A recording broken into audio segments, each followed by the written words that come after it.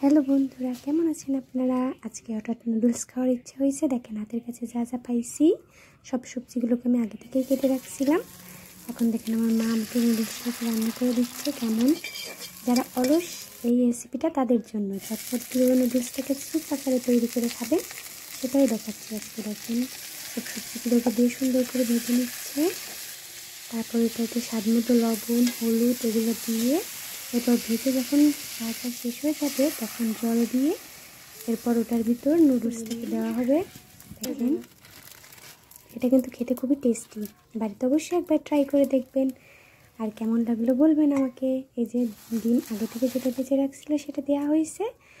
এখন রান্নার শেষে এই যে যে মশলাটা থাকে নুডলসে সেটা দিয়ে দেখেন ঢালছে। কতটা সুন্দর হয়েছে দেখেন দেখতে। এই যে দেখেন ফাইনাল লুক। কেমন লাগলো বলবেন। টাটা, ভালো থাকবেন সবাই।